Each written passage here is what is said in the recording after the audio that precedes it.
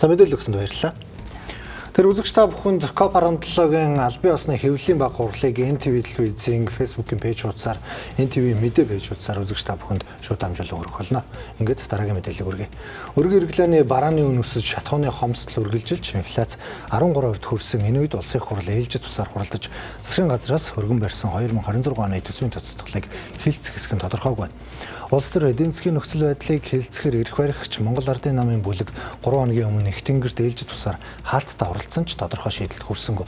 Эрх баригч намын 64 гишүүнээс 34 нь хуралдаанд оролцсон байна. Гэтэл улсын их хурал дахь Монгол Ардын намын бүлгийн 64 гишүүн засгийн газрыг доктортой ажилуулах дээр санал нэгдснээр засгийн газар доктортой ажиллана гэх албан бус мэдээлэл гарсан ч эрх баригчдын доторх улс төрийн савлгаа намжаагүй үргэлжилж байна. Улсын хурал дахь Монгол Ардын намын бүлгийн их тэнгэрт хаалттай хуралдааны дараа ерөнхий сайд Учрал, улсын хурлын гишүүн Амар Баясгалан, Монгол Ардын намын ерөнхий нарийн бичгийн дарга Содатар нар уулзсан. Энэ уулзалт ямар тохиронд хүрснийг талууд албан ёсоор тайлбарлаагүй. Гэхдээ эрх баригчдын дотор засгийн газрын цаашдын хувь заяаны талаар ярилцлага үргэлжилсэнийг илтгэнэ. Үүн дээр эрчим хүчний сайд найдлаатай холбоотой бичлэг ил болсон нь улс төрийн дулааныг нэмсэн. Сайдын ёс зүйн асуудлыг тусад нь ярих ёстой. Харин яг энэ үед бичлэг олон нийтэд хүрсэн нь зөвхөн сайдын асуудал уу эсвэл засгийн газрын доторх зөрчлийн нэг илэрлж байж болзошгүй. За ерөнхий сайд учралж албан тушаалтайгаа зууралдахгүй гэх байр сууриа захимаар идэвхтэй зацуулсан. Үүнийг нэг талаас улс төрийн хариуцлага хүлээхэд билээ гэж харж болохч нөгөө талаас кабинетын шинжлэх хувилбар яригдаж болзошгүйг үгүйсгэхгүй. Хоос улс төрчдөөс биш илүү их эв нэгдлэр давж гардаг. Тэгэхээр энэ өвөл бол маш хүйтэн өвөл болно. Тэгэхээр энэ хүйтэн өвлийг бол дотоод эв нэгдлэр улс төрийн намууд ч гэсэн илүү зөвшөлдсөж ойлголцож нэгдэж улс орныхоо үндэсний язгуур эрх ашигын төлөө хамтдаа одоо ажиллаж давж гарна гэдгийг бас бусад улс төрийн намууд болон ард иргэдтэй уриалж байна. Иргэдээ үнийн өсөлтөөр туйлдуулж автомашиндаа шатхуун авах, автомашинаа унах зэрэг наад захын хэрэглээг нь дэг самгоогоор хязгаарлахаас өөр бодлогогүй засгийн газрын амь дээсэн дөрөөн дээр ирсэн. За тиймээс ойрын өдрүүдэд улс төрийг зургалсан 3 хувилбар яригдж байна. Засгийн газрыг бүхэлд нь авч үлдэх, зарим сайдыг солих, эсвэл ерөнхий сайдын асуудлыг дахин сөхөх. Аль хувилбар хэрэгжихийг эрх баригч намын бүлгийн бодит санал хураалтаар шийднэ. Нөгөө талд арчилсан нам ээлжид бус чуулган хуралдуулахыг шаардсан ч эрх баригчдын олонх улсын хурлын намрын чуулганыг хүлээх байр суурьтай байна гэх.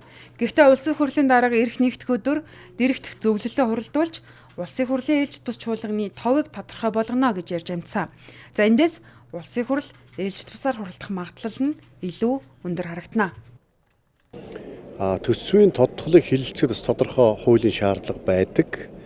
Өөрөөр хэлэх юм бол одоо үндэсний аудитын дүгнэлт гарах ёстой. Төсвийн доктортой байдлын тухай хууль, төсвийн тухай хууль, за бусад нөхцөл шаардлагад хангагдсан байна уу, хууль зөрчсөн байна уугүй гэдгийг бас үзэх. За дээрэс нь төсвийн доктортой байдлын зөвлөл бас тийм. Энэ төсвийн одоо бодлого маань хэр зөв байна, оновчтой байна, үр ашигтай байж чадж гин үү, үгүй гэдэг дүгнэлтүүд хийх ёстой. Энд бас тодорхой хугацаа шаардж байгаа.